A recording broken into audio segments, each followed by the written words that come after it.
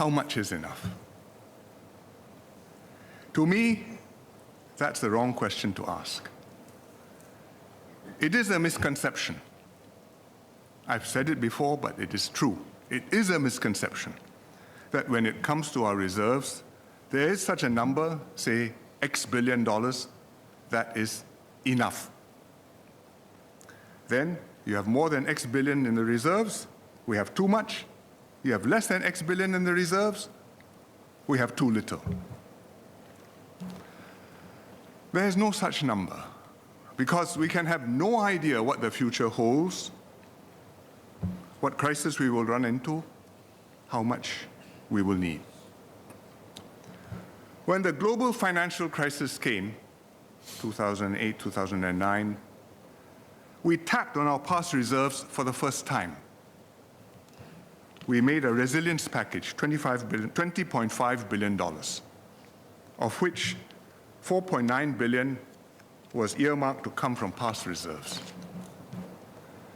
We implemented a jobs credit scheme to help employers pay CPF and to protect the jobs. We had a special risk-sharing initiative to encourage banks to lend, and the government would share the risk of the lending. In the end, we actually took $4 billion from the past reserves. The economy revived much faster than we expected, and the government returned fully this $4 billion by the end of its term. In that crisis, we also used past reserves to guarantee deposits in commercial banks. We ring-fenced $150 billion for this purpose. And we said so, that we would put aside $150 billion from the reserves to back this guarantee. It's not just words, it's got real heft behind it. Thankfully, no banks failed and we didn't have to touch the money. But it was critical that we did that, and to deliver a credible guarantee to bolster confidence in our banking system, and probably prevented a run, and the deposits would have disappeared from our banking system, gone overseas. The banking system would have crashed. The exchange rate would have crashed. Those people who say it didn't happen, it can't happen,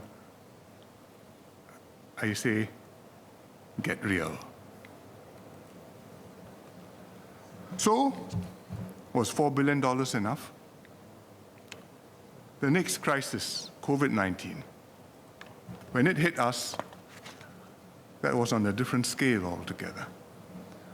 We sought the President's approval successively to draw up to $69 billion from past reserves for medical facilities, for testing, for vaccines, for support schemes and assurance packages. We saved lives, we saved livelihoods. In the end, we actually drew down about $40 billion.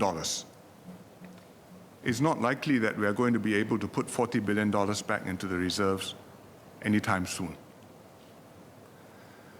Again, in COVID, our reserves were a tremendous advantage. It gave us confidence. It gave others confidence in us. We had the financial muscle to do everything we needed to do without getting heavily into debt, unlike so many other countries. The Ministry of Health could concentrate on their duties. The Ministry of Education could concentrate on their arrangements. The Ministry of National Development and MOM could look after the dorms. You do what you need to do, the resources will be forthcoming. It's a tremendous luxury. Without the reserves, would we have dared to pre-order vaccines even before they were tested and proven and produced? Would we have been able to pay up to 75% of salaries in the crisis, in the job support scheme, to protect workers and to prevent companies from closing? So we spent $40 billion in the end. Is $40 billion enough? COVID will not be our last pandemic, nor our most serious one. And it is far from being the worst thing that can happen to Singapore. If we find ourselves at war, like Ukraine, how much is enough? The war is costing Ukraine $100 million a day. The country relies heavily on US and European support.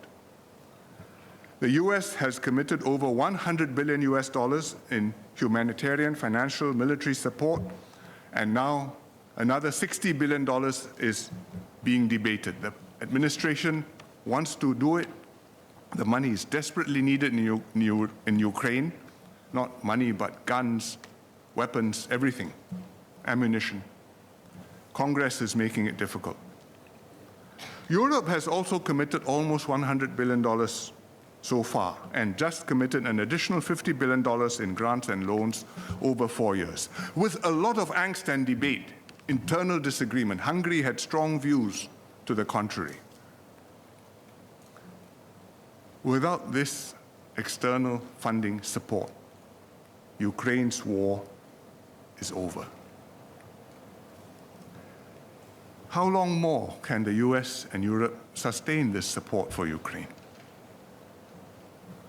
Looking ahead for 50 years, can anyone promise that Singapore will enjoy another half-century of peace and tranquility? Or guarantee that someone will come to our rescue if we ever find ourselves in a situation like Ukraine's? So, back to the question, for Singapore, how big a nest egg is enough? Mr. Speaker, there's no sensible answer to this question. We can never say for sure how much is enough because we don't know what kind of crisis we will face in the future or how our investments will fare.